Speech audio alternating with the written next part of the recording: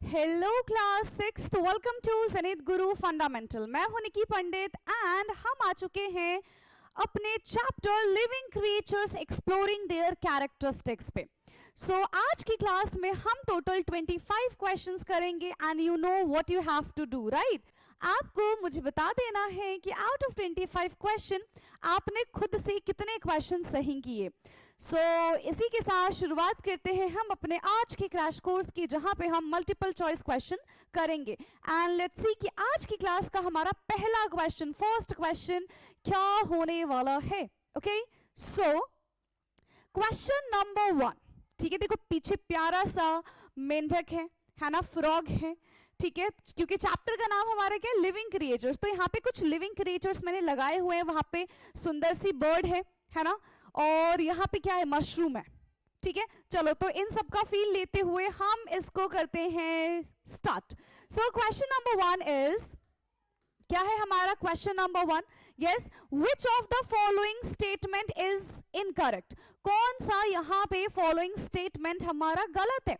मतलब पहला ही क्वेश्चन कह रहे कि भाई गलत बता दो गलत है यहाँ पे, सही बता दो, गलत नहीं बता दो, ठीक है। So option 1 is cell is the structural unit of living thing, यानी कि जो भी लिविंग थिंग है, ठीक है, वो किन से मिलके बने हुए हैं? वो सेल से मिलके बने हुए हैं। सेल जो है वो स्ट्रक्चरल यूनिट है किसी भी लिविंग थिंग्स के लिए। Is it correct? Of course, ये हमारा एकदम करेक्ट है। Now the second thing is living and non living are made up of cell. Living भी सेल से मिलके बने हुए हैं, नॉन लिविंग भी सेल से मिलके बने हुए हैं। ये बात आपको हजम हो रही है? हाँ, जल्दी बताओ, क्या ये बात आपको हजम हो रही है? नहीं हो पा रही। अगर दोनों के दोनों को ही सेल से मिलके बनना था भाई, so what is the difference, है ना? दोनों के दोनों सेल से मिलके बन जाते, बट ये गलत है, दिस इज रॉन्ग। तो अभी तक तो हमको ये गलत समझ में आ रहा है ना? फिर कह रहे living and non living things are made up of matter. Living और नॉन लिविंग जो है वो मैटर से मिलके बने हुए हैं। यस, छोटे छोटे छोटे छोटे पार्टिकल से मिलके बने हुए हैं, डेफिनेटली इट इज ट्रू।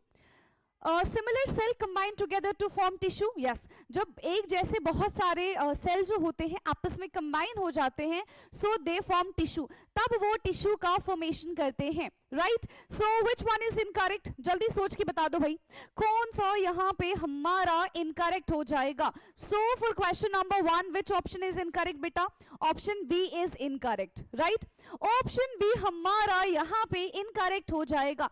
चलिए, तो अब हम चलते हैं अपने नेक्स्ट क्वेश्चन की तरफ। एंड आज कुछ बैटरी में लोचा है ना, कभी भी बैटरी खत्म हो सकती है, बट मैं इस बात का ध्यान दूंगी, डोंट वरी, मेरी आवाज जो है आप तक पहुंची जाएगी। चलो क्वेश्चन नंबर 2 के बारे में बात करते हैं। एनिमल्स मूव, कहाँ एनिमल मूव करते हैं? किस लिए एनिमल मूव करते हैं? टू सर्च देयर फूड, उनको खाना ढूंढना होता है। जैसे आपको भूख लगती है तो आप कहाँ जाते हो? 50 बार तो पहले भाई फ्रिज खोलोगे, आपको पता है कि फ्रिज में कुछ नहीं है ना, ये पता होता है कि फ्रिज में कुछ नहीं है, फिर भी जब भी किचन में आना है, फ्रिज को एक बार खोल के देखेंगे, फिर देखेंगे कुछ नहीं है, फिर बंद कर दिया, फिर थोड़ी देर बाद ये प्रोसेस सेम दोहराते जाएंगे, पता नहीं क्यों, बट ये हम करते हैं, है ना? क्या आप ये करते हो? मुझे बता देना कमेंट में। चलो, so animal move to search their food. Animal movement show करते हैं अपने खाने के लिए, अपने रहने के लिए, ठीक है, एंड अपने दुश्मनों से भागने के लिए, ठीक है, ऑल ऑफ दीज। तो इन सब के लिए वो अपना मूवमेंट शो करते हैं। Which option is correct? तो देखो, वो खाने के लिए भी मूवमेंट शो करते हैं, वो शेल्टर के लिए भी मूवमेंट शो करते हैं, वो अपने दुश्मनों से भागने के लिए, अपनी जान को बचाने के लिए भी मूव करते हैं, यानी कि all of these is the correct answer, ठीक है। सो क्वेश्चन नंबर 2 बेटा, विच ऑप्शन इज करेक्ट? कौन सा ऑप्शन हमारा करेक्ट हो जाएगा? Option D is the correct answer. Option D is the correct answer. जल्दी देख लो, फिर हम नेक्स्ट क्वेश्चन पे चल लें। हाँ, जल्दी देख लोगे तो नेक्स्ट क्वेश्चन पे चल लेंगे ना हम। यस, नाउ नेक्स्ट क्वेश्चन है हमारा question number 3। Energy is released during the process of. कब एनर्जी रिलीज होती है? Yes, any idea? कब हमारी एनर्जी रिलीज होती है? डाइजेशन में, एक्सक्रीशन में, ग्रोथ में, या रेस्पिरेशन में? बता दो जल्दी, हमारी एनर्जी कब रिलीज होती है? आप खुद सोचो, आप कौन सा ऐसा काम करते हो भाई कि आपकी एनर्जी जो है वो रिलीज हो रही है? यस, कब? सांस लो, जल्दी जल्दी सांस लो, गहरी गहरी सांस लो, ठीक है, लो फटाफट से।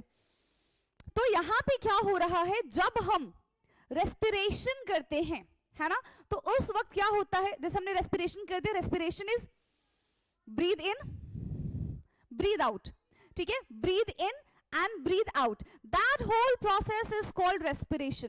इस पूरे प्रोसेस को हम रेस्पिरेशन कहते हैं, राइट। एंड इसी टाइम पे हमारी जो एनर्जी है वो रिलीज होती है।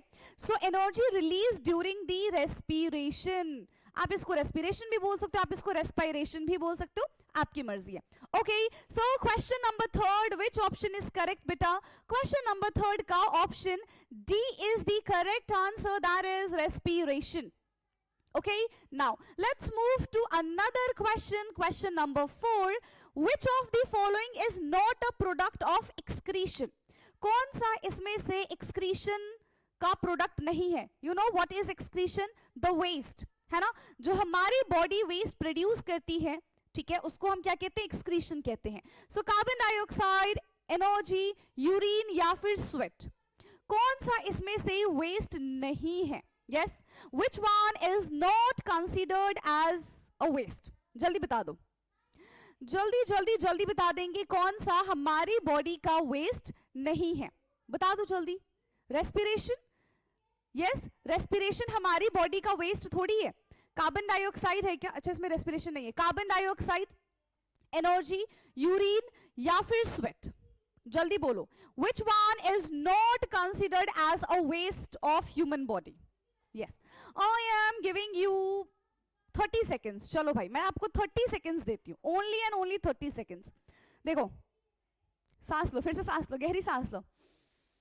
ये हमारी बॉडी के अंदर चला गया, फिर हमने क्या रिलीज किया बेटा? हमने कार्बन डाई रिलीज किया, वो हमारी बॉडी से हो गया ना रिलीज, दैट इज वेस्ट, ठीक है। आप जब बहुत एक्सेसिव काम कर लेते हो, खास करके गर्मी में, तो आपको पसीने आने लग जाते हैं, दैट इज वेस्ट, ठीक है। वॉशरूम हम जाते हैं, यूरिन हम पास करते हैं, दैट इज वेस्ट। लेकिन energy is not a product of excretion, ठीक है।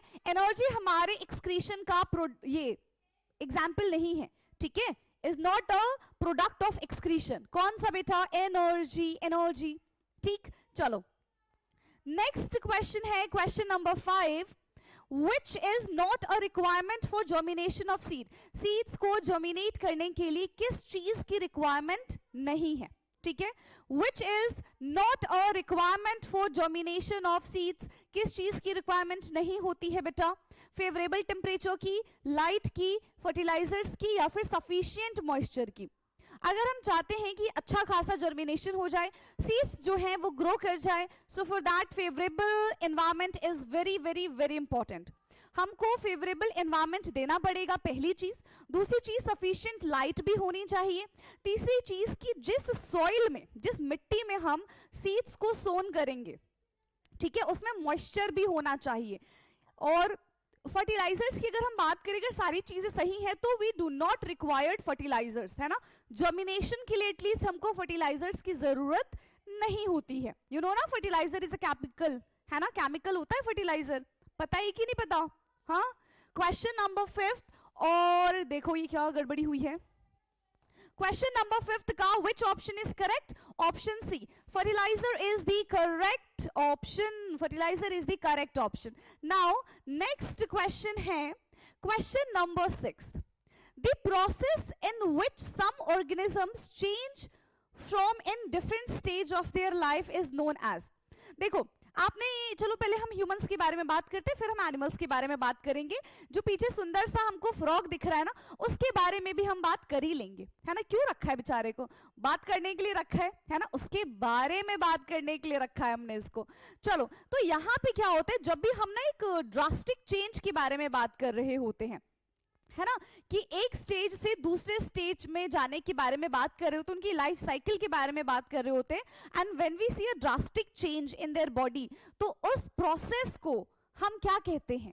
क्या कहते हैं? लाइफ स्पैन कहेंगे, जर्मिनेशन कहेंगे, मेटामॉर्फोसिस कहेंगे या फिर रिप्रोडक्शन कहेंगे। क्या कहेंगे बेटा उसको हम? सो that change is called metamorphosis, ठीक है। ऐसा लग रहा है कोई इंग्लिश का वो वर्ड होगा, ठीक है, जो आप ग्रामर वगैरह में पढ़ते होंगे। सो ये मेटामॉर्फोसिस वो नहीं है, ठीक है। आप पढ़ते हो ना मेटाफर, हाँ वो मेटामॉर्फोसिस नहीं होता, वो मेटाफर होता है। चलो छोड़ दो उस चीज को, छोड़ दो, भूल जाओ, मैंने जो भी बोला भूल जाओ सब। यहाँ पे देखो क्वेश्चन नंबर 6 का वो जो चेंज है एक स्टेज से दूसरे स्टेज में, दैट इज कॉल्ड मेटामॉर्फोसिस। ठीक है, उसको हम क्या कहते हैं बेटा, उसको हम मेटामॉर्फोसिस कहते हैं। सो क्वेश्चन नंबर 6 का ऑप्शन सी हमारा एकदम करेक्ट हो जाएगा। Now let's move to another question, question number 7। An organism that is fully grown, जब एक ऑर्गेनिज्म पूरी तरीके से ग्रो हो जाता है तब उसको हम क्या कहते हैं, प्यूपा, लार्वा, एडल्ट या फिर निम्फ। क्या बोलेंगे बेटा उसको हम, जब कोई भी चीज पूरी तरीके से डेवलप हो जाती है, that is called an adult. ठीक है, उसको हम क्या बोलते हैं बच्चे, उसको हम एडल्ट बोलते हैं। ठीक है, बट ये मत सोच लेना अगर ह्यूमंस की बात करें तो you are not adult, I am adult. ठीक है, आप एडल्ट नहीं हो, आप ना अभी अपने एडोलेसेंट फेज में हो। ठीक है, बच्चे हो भी आप, है ना, लेकिन आई एम एडल्ट, है ना। चलो छोड़ दो, आंसर पे फोकस करते हैं एंड यहाँ पे ऑप्शन सी हमारा करेक्ट हो जाएगा, दैट इज एन एडल्ट। जब पूरी तरीके से ग्रोथ हो जाती है, देखो आपकी अगर मैं बात करूं तो अभी भी आपकी बॉडी में ग्रोथ चल रही है। ठीक है, so you are not adult, है ना। यहाँ पे जब पूरे तरीके से ग्रोथ हो जाता है तो उस चीज को हम अडल्ट कहते हैं। तो क्वेश्चन नंबर 7 का ऑप्शन सी हमारा करेक्ट हो जाएगा। एंड इसी के साथ चलते हैं हम अपने नेक्स्ट क्वेश्चन पे। Which of the following is not a characteristics of living being? इसमें से कौन सा कैरेक्टर, है ना, कौन सी चीज इसमें से लिविंग बींग्स के कैरेक्टरिस्टिक्स को नहीं बताती है। So first option is growth, reproduction, breathing, shining. तो देखो ग्रोथ, ऑफ कोर्स हम पहले बहुत छोटे थे, एकदम छोटे छोटे बेबी थे, है ना, आप भी थे, मैं भी थी। फिर टाइम के साथ क्या हुआ, आप भी बड़े हो गए मैं आपसे ज्यादा बड़ी हो गई, है ना। तो ग्रोथ तो देखो है, अगर हम लिविंग बींग्स के चेंज की बात करें तो ग्रोथ तो होता है। ठीक है, एंड सेकंड हम बात करते हैं रिप्रोडक्शन। ऑफ कोर्स देखो यहाँ पे रिप्रोडक्शन जो है ये लिविंग बींग्स का नेचर है। ठीक है, वो रिप्रोडक्शन करते हैं to produce their young once.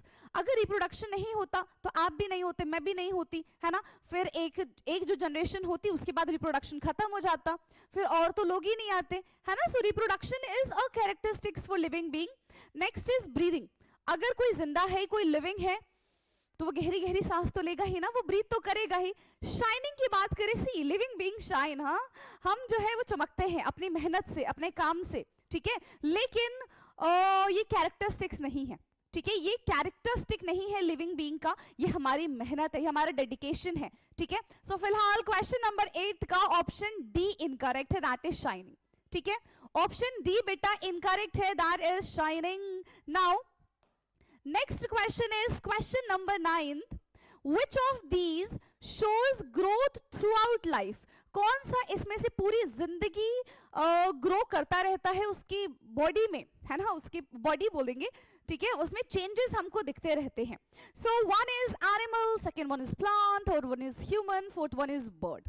सो देखो ये एनिमल्स के बारे में बात करें, ह्यूमंस के बारे में बात करें, बर्ड्स के बारे में बात करें ना, तो इनमें क्या होता है, एक सर्टेन पीरियड ऑफ टाइम पे ना इनकी जो ग्रोथ है वो रुक जाती है। जैसे आप खुद सोचो, ठीक है, अभी you are in 6th class, लेकिन जब आप अभी कितने साल के हो गए, हार्डली 11 साल की, 12 साल की, है ना, 10 से आप 12 साल के बीच में होगे।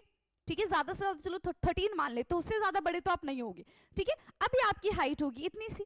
अब आप देखो कि जब आप 15 साल के 18 साल के हो जाते हो तो आपकी हाइट ना एक सर्टेन उस पर आके रुक जाती है, फिर उसके बाद आपकी हाइट नहीं बढ़ती, है ना, तो आपका ग्रोथ तो वहां पे रुक गया। ठीक है, तो अगर हम, ये मैंने हाइट की बेसिस पे आपको बात बताई है। ठीक है, ऐसे ही जो हम एनिमल्स के बारे में बात करते हैं, ह्यूमंस के बारे में बात करते हैं, बर्ड्स के बारे में बात करते हैं, तो they stop after a certain period of time. But when we talk about the plants, जब हम पेड़ पौधे प्लांट्स के बारे में बात करते हैं तो उनमें हमेशा चेंज आता ही रहता है। ठीक है, उनमें हमेशा चेंज आता रहता है। सो वो through out the life changes show करते रहते हैं, ग्रोथ शो करते रहते हैं। सो क्वेश्चन नंबर 9 का ऑप्शन बी हमारा एकदम करेक्ट हो जाएगा। Now the next question, question number 10। What is the process of producing young ones of their own kind? अपने ही जैसे यंग वंस को प्रोड्यूस करना, अपने ही जैसे यंग वंस को प्रोड्यूस करना क्या कहलाता है? ब्रीदिंग, रिप्रोडक्शन, डाइजेशन या फिर सर्कुलेशन? क्या कहलाएगा बेटा? यस, क्या कहलाएगा? अपने ही जैसे यंग वंस को प्रोड्यूस करना क्या कहलाता है? That is called reproduction. ठीक है, इसको हम क्या कहते हैं? रिप्रोडक्शन कहते हैं। ठीक, so for this question, question number 10th, which option is correct बेटा? ऑप्शन बी हमारा करेक्ट हो जाएगा, that is called reproduction. Okay, now next question, question number 11th, why does a plant bend towards sunlight? Plant जो है वो sunlight की towards क्यों bend करता है?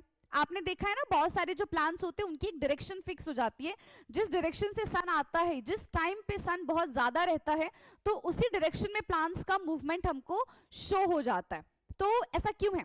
Because of the growth towards light, because it get weaker, because roots pull it, because wind pushes. तो जो plants होते हैं ना, दे आर फोटोट्रॉपिक, है ना? जो प्लांट्स होते हैं बेटा वो फोटोट्रॉपिक होते हैं ना। मैम फोटोट्रॉपिक क्या होता है? हमें तो नहीं पता, है ना? तो चलो पहले मैं आपको फोटोट्रॉपिक बता दूं। फोटो का मतलब बताओ मुझे जल्दी। मैम आज ही तो सेल्फी ली थी, है? आज ही तो सेल्फी ली थी। क्या आप उसी सेल्फी के बारे में बात कर रही हैं? नहीं बेटा, मैं उस सेल्फी के बारे में बात नहीं कर रही हूं जो आज आपने सुबह सेल्फी ली थी। फोटो का मतलब होता है लाइट। ठीक है, फोटो का मतलब होता है लाइट। तो अभी मैंने बताया कि प्लांट्स जो होते हैं दे आर फोटोट्रॉपिक, यानी कि लाइट की तरफ उनका झुकाव रहता है, वो उस डायरेक्शन में जाने की कोशिश करते हैं जिस डायरेक्शन में लाइट होता है। सो why does plant bend towards the light? Because they are phototropic, और because of the growth towards light। क्यों? क्योंकि उनको लगता है कि भाई इधर जाएंगे तो हमारी ग्रोथ होगी, है ना? they attracted towards the light। so question number 11th का ऑप्शन ए हमारा करेक्ट हो जाएगा। question number 11th option A is the correct answer। now next question है question number 12th, which stage of a mosquito life cycle is aquatic and active? ठीक है, यहाँ पे हमारे पास मस्कीटोज की लाइफ साइकिल दी गई है ना? क्या दिया गया बेटा? यहाँ पे हमारे पास मस्कीटोज की लाइफ साइकिल दी गई है, एंड इन मस्कीटोज की लाइफ साइकिल में आपको क्या बताना है? यस, आपको क्या बताना है? कौन सा मस्कीटो का वो स्टेज होता है लाइफ साइकिल का? Is aquatic and active. जो एक्वेटिक यानी कि पानी में रहते हैं एंड बहुत ही ज्यादा एक्टिव होते हैं, क्या बोलते हैं उसको हम? हाँ, क्या बोलते हैं उसको हम? एग, लार्वा, प्यूपा या फिर एडल्ट? एग, लार्वा, प्यूपा या फिर एडल्ट, क्या बोलेंगे बेटा उसको हम? That is called larva. ठीक है, क्या बोलते हैं हम? लार्वा। ठीक है, लार्वा जो है वो पानी में रहते हैं एंड बहुत ज्यादा एक्टिव होते हैं। लार्वा जो है वो पानी में रहते हैं एंड बहुत ज्यादा एक्टिव होते हैं। ठीक है, आगे बात समझ में? Yes ma'am. चलो फिर नेक्स्ट क्वेश्चन पे चलते हैं। अब हम नेक्स्ट क्वेश्चन है हमारा, कहां गया? नेक्स्ट क्वेश्चन है हमारा question number 13th। So which stage of mosquito life cycle is resting non feeding stage? चलो, तो मस्कीटो के बारे में, यहाँ पे फ्रॉग बेचारा देखो कितना दुखी हो गया। मस्कीटो के बारे में पूछा जा रहा है, फ्रॉग के बारे में नहीं पूछ रहे हैं। देखते हैं इसमें फ्रॉग वाला क्वेश्चन है भी कि नहीं है ना? तो stage of mosquitoes life that is resting and non feeding stage. Resting और नॉन फीडिंग स्टेज मस्कीटो का कौन सा होता है? Egg, larva, pupa and adult. Egg, larva, pupa and adult. So that is pupa, है ना? Pupa does not feed. ठीक है, प्यूपा फीड नहीं करते हैं, प्यूपा डज नॉट फीड, लेकिन ये ट्रांसफॉर्मेशन शो कर देंगे इनटू द एडल्ट्स। ओके, सो यहाँ पे क्या करेक्ट हो जाएगा? कौन सा ऑप्शन करेक्ट हो जाएगा हमारा? Yes, for question number 13 option C, यानी कि pupa is the correct one. ठीक है, यहाँ पे हमारा प्यूपा एकदम करेक्ट हो जाएगा। अब बढ़ते हैं अपने नेक्स्ट सवाल की तरफ, नेक्स्ट क्वेश्चन की तरफ। सो क्वेश्चन नंबर 14 है, देख रहे हो प्यारे से फ्रॉग के लिए क्वेश्चन आ गया हमारा। In a frog life cycle which stage breathe through gills? चलो, फ्रॉग की वो लाइफ साइकिल बताओ, वो पॉइंट बताओ जहां पे फ्रॉग अपने गिल्स से सांस लेता है, अपने गिल्स से ब्रीथ करता है। यस, जिस तरीके से फिश अपने गिल्स से ब्रीथ करती है उसी तरीके से फ्रॉग का एक ऐसा स्टेज आता है जहां पे वो अपने गिल्स से ब्रीथ करता है। एंड ऑप्शंस है tadpole, adult frog, egg, young frog. क्या हो जाएगा? Yes, which one is the correct answer? So the answer is बेटा, सोच लिया ना पहले आपने? हाँ, सोचा कि नहीं सोचा कि सारे ये बोलोगे मैम ने बता दिया वही करेक्ट हो जाएगा? नहीं भाई, पहले खुद भी सोचना है तुमको, ठीक है? सो बेटा इसका करेक्ट आंसर हो जाएगा tadpole. So tadpole breathe through their gills just like fish, ठीक है? हाँ, उसके लंग्स तब तक ना डेवलप नहीं हुए होते, इसी वजह से वो गिल्स से सांस लेता है. ठीक, बढ़े आगे अब. चलो नाउ आ जाते हैं नेक्स्ट क्वेश्चन की तरफ. Question number 15. Which characteristics is common to both plants and animal? कौन सा characteristics यहाँ पे plants और animals दोनों के लिए common है? And हमारे options है, क्या है हमारे options? Photosynthesis, growth, walking and flying. तो प्लांट फोटोसिंथेसिस करते हैं बट हम फोटोसिंथेसिस नहीं करते, है ना? प्लांट भी ग्रो करते हैं, हम भी ग्रो करते हैं. Yes, this can be answer, है ना? वॉकिंग, प्लांट वॉक नहीं करते, प्लांट उड़ते भी नहीं है, हम भी नहीं उड़ते. तो कौन सा कैरेक्टरिस्टिक्स कॉमन है? That is growth. ठीक है, कौन सा कैरेक्टरिस्टिक्स कॉमन है बेटा? That is growth. Now next question is question number 16. In the mosquito's life cycle, which stage lay egg? Mosquito के लाइफ साइकिल में वो कौन सा स्टेज होता है जहां पे वो एग प्रोड्यूस करते हैं? यस, जहां पे वो एग प्रोड्यूस करते हैं, कौन सा लाइफ साइकिल हो जाएगा बेटा? लार्वा, प्यूपा, अडल्ट फीमेल या फिर टेडपोल? कौन एग को प्रोड्यूस करने की क्षमता रखता है? यस, कौन? Adult female. Of course male तो नहीं करेंगे ना. तो अडल्ट फीमेल के पास ये क्षमता होती है to lay their eggs, but वो अपना एग कहां पे डालते हैं? सरफेस ऑफ वाटर, ठीक है? पानी के पास जाके वो अपना एग जो है वो रिलीज करते हैं. सो क्वेश्चन नंबर 16 क्या हो जाएगा? Adult female is the correct answer. इसमें आप आगे भी पढ़ोगे कि पहले फीमेल जो है ये फ्रॉग फीमेल जो है, ठीक है, वो एग को ले करती है, फिर मेल फ्रॉग आते हैं, उस पे क्या करते हैं? उस पे अपना स्पर्म डालते हैं एंड देन उसके बाद आउटसाइड द बॉडी यहाँ पे फर्टिलाइजेशन होता है. ठीक है, now next question is question number 17. During germination the part of the seed that provide food to the embryo. Yes, जब पौधा जर्मिनेट कर रहा होता है ना, बिल्कुल बच्चा सा ही होता है, जब पौधा जर्मिनेट कर रहा होता है, ये क्या हुआ? ये तो हमने कर लिया ना 16th वाला पार्ट. एंड यहाँ पे मैंने इसका आंसर क्या बताया था? Adult female. चलो कोई बात नहीं, इस क्वेश्चन पे आते हैं अब हम. 17th वाला कौन सा पार्ट होता है बेटा? सीड्स का जो फूड प्रोवाइड करता है ना, जो फूड प्रोवाइड करता है टू द एम्ब्रियो इज, हाँ क्या हो जाएगा? हम यहाँ पे हमारा प्लम्यूल, रेडिकल, कोटिलिडन या फिर सीड कोट. कौन यहाँ पे क्या प्रोवाइड करने का काम करता है?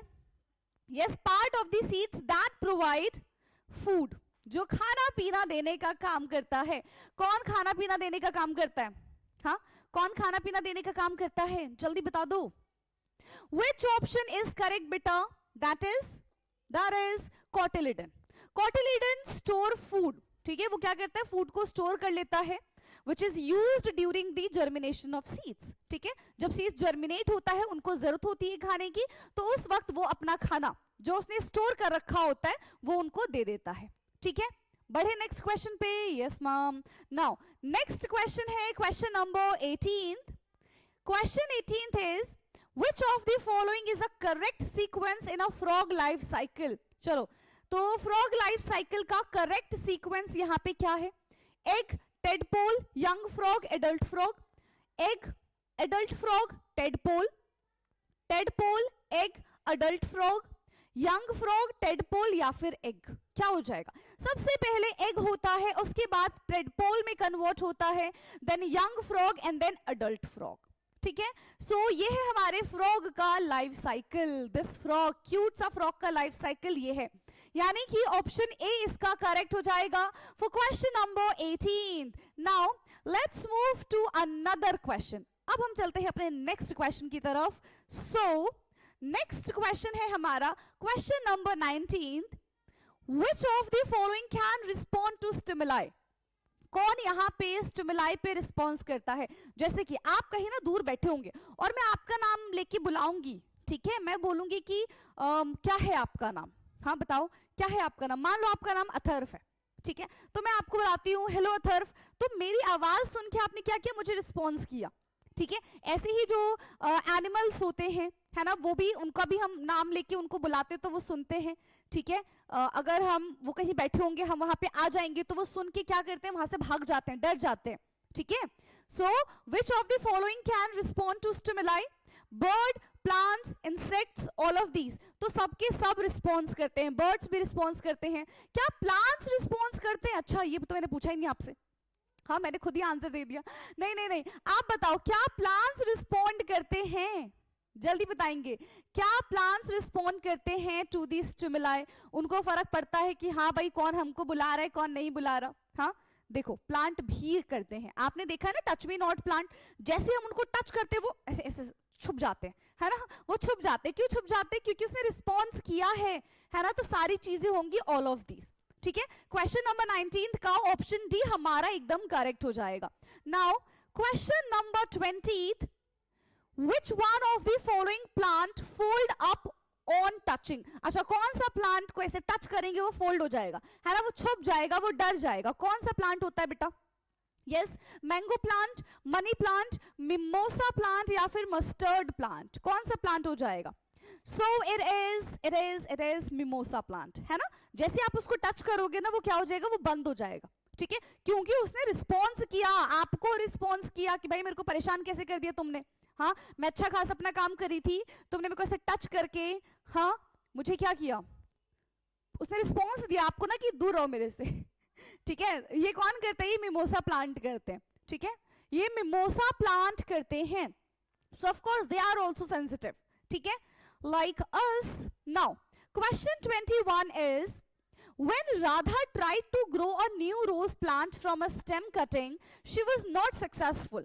What could be the likely reason? ठीक है, राधा को रोज का प्लांट उगाना था, है ना, रोज का प्लांट उसको प्रोड्यूस करना था, लेकिन वो सक्सेसफुल नहीं हो पाई, ठीक है। क्यों सक्सेसफुल नहीं हो पाई बेटा? Because there were no bird on the cutting, कहीं पे भी भाई बर्ड था ही नहीं, क्योंकि देखो, जहां पे बर्ड होगा वहां से कट करेंगे तभी तो नया प्लांट ग्रो हो पाएगा, ठीक है। Cutting need strong light to grow. भाई यहाँ पे अगर हमने कट कर दिया तो उसको ग्रो करने के लिए बहुत ज्यादा लार्ज अमाउंट ऑफ लाइट की जरूरत है। दैट इज नॉट ट्रू, ठीक है। Rose plant can not be propagate by cutting, ये बात तो देखो गलत कहती है इन्होंने। रोज प्लांट के लिए ये चीज इन्होंने गलत कह दी। कैसे कह दी? हाँ, कि भाई कटिंग से तो प्लांट ग्रो हो जाता है रोज वाला ना, तो ये भी बात गलत है। There were no leaves on the cutting, ये तो कोई सेंस नहीं है। चलो, so there were no bird on the cutting, जब उसने कट किया स्टेम को तो उसके ऊपर कोई भी बर्ड नहीं था, तो ग्रो क्या होता भाई? ग्रो क्या होता? तब इसी वजह से उसका जो प्लांट है, राधा का जो रोज का प्लांट है, वो ग्रो नहीं हुआ और वो सक्सेसफुल नहीं हो पाई, ठीक है। बट आप हो जाना, है ना। चलो नेक्स्ट क्वेश्चन के बारे में बात करते हैं हम। नेक्स्ट क्वेश्चन है हमारा question 22, Which part of the plant help in respiration? Plant का वो कौन सा पार्ट है जिससे वो रेस्पिरेशन करते हैं, जिससे वो सांस लेते हैं? कौन सा पार्ट है? Stem, roots, stomata in leaves and flower. कौन सा पार्ट हो जाएगा?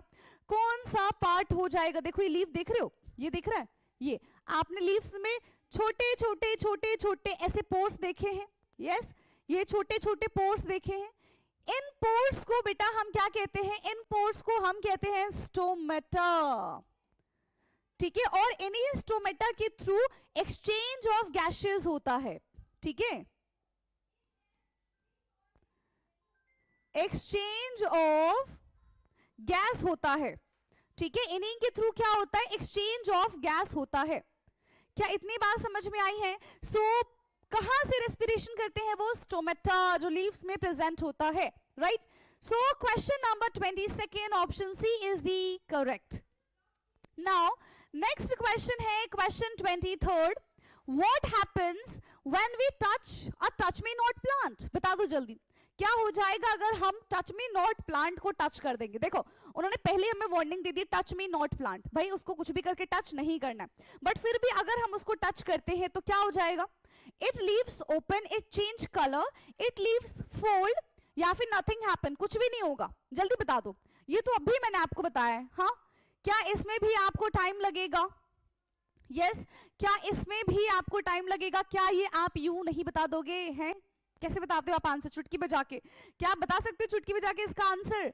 देखो जैसे ही हम टच मी नॉट प्लांट को टच करेंगे सो उसके जो लीव्स है वो फोल्ड हो जाएंगे, है ना, बंद हो जाएंगे. So it leaves fold. इसके जो लीव्स है बेटा वो क्या हो जाएंगे, फोल्ड हो जाएंगे. Now next question, question 24th. Which part of the plant respond to gravity?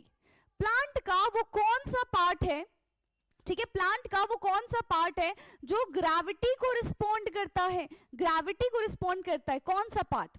हाँ, लीव्स, फ्लावर, रूट्स या फिर फ्रूट्स, कौन सा पार्ट हो जाएगा बेटा? दैट इज जल्दी बता दो, आई एम वेटिंग. कौन सा पार्ट हो जाएगा? तो बेटा वो हमारा हो जाता है, कौन सा पार्ट हो जाता है? Yes, so which part of the plant? That is root. क्योंकि देखो ग्रेविटी हर चीज को अपनी तरफ नीचे खींचती है, रूट्स भी नीचे की साइड ही जाता है. दैट मीन्स जो रूट्स है, ठीक है, वो ग्रेविटी को रिस्पॉन्ड कर रही है, उसकी तरह काम कर रही है. And the last question of today's class is which of the following is an example of excretion in human? कौन सा यहां पे ह्यूमन एक्सक्रीशन का एग्जाम्पल है? ठीक है, breathing, sweating, eating, drinking water. जल्दी बता दो कौन सा यहां पे एक्सक्रीशन ऑफ ह्यूमन का एग्जाम्पल है? तो ब्रीदिंग इज नॉट एक्सक्रीशन, है ना, स्वेटिंग, ठीक है, हमें पसीना आता है, that is part of excretion. ठीक है, सो क्वेश्चन 23rd का which option is correct? That is sweating. Okay, so यहां पे हमारे सारे के सारे क्वेश्चंस होते हैं खत्म. यस, टेंटन हमारा लेक्चर हो चुका है खत्म. ठीक है, and like, share and subscribe already लिखा है, तो मुझे नहीं लगता कि मुझे बोलने की जरूरत है ना, आप इतने समझदार तो हो भाई. ठीक है, चलो, तो ये तो रही बात की बात. आप पहले मुझे ये बता दोगे कि आउट ऑफ 25 क्वेश्चंस आपने बेटा कितने क्वेश्चन सही किए हैं?